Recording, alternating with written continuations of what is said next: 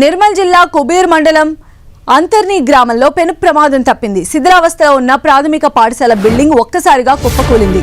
దీంతో అక్కడే ఆడుకుంటున్న 4 పిల్లలకు తీవ్ర గాయాలు కాగా వెంటనే బైన్సా ఆసుపత్రికి తరలించారు.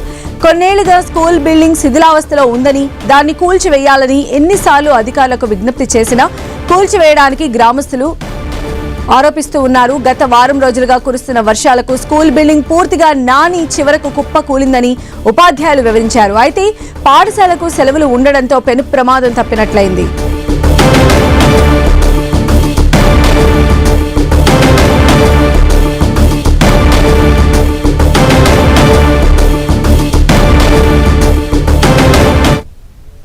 గంటల సమయంలో దాదాపుగా మా అంతర్ని గ్రామంలోని పాఠశాల భవనము శిథిలావస్థ చేరుకుని ఉంది.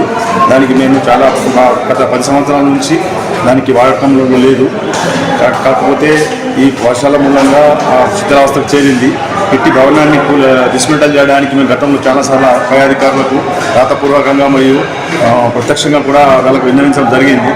కానీ దురదృష్టవశాత్తు దాన్ని ఈ రోజుగా డిస్మెంటల్ చేయకపోవడం మూలంగా ఈ వారంలో జరిగిన వర్షాలకు అది గోడలు పూర్తిగా నానిపోయి మధ్యాహ్నం 2 గంటల సమయంలో కూలడం మూలంగా 3 విద్యార్థులకు గాయాలయ్యాయి.